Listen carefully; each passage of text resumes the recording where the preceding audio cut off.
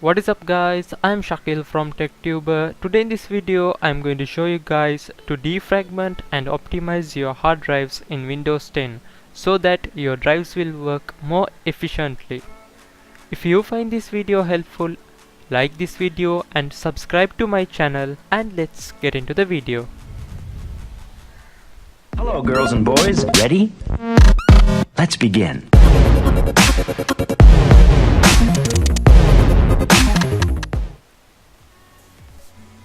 Click on Start in the corner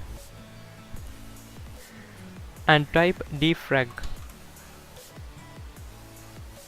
and you will be able to see defrag and optimize drives.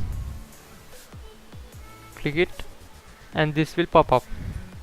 As default, your C drive will be selected, and if you have an SSD, defragmenting it is not recommended. If you have a hard drive, you can click on the drive and click on Analyze, and you can see whether in the status area whether it needs to be defragmented. You will be able to see the percentage it has been fragmented, and then click on Optimize, and it will go about 7 sectors of test, and it will defragment and optimize your drives. Here you can see your scheduled optimization.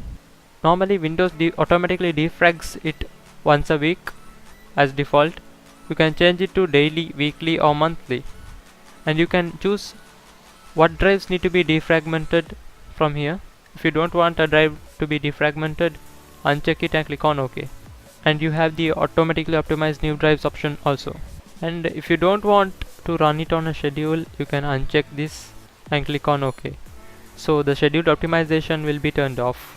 So that's it for today guys. If you all have any questions, you can leave it in the comment section down below and we can discuss about it.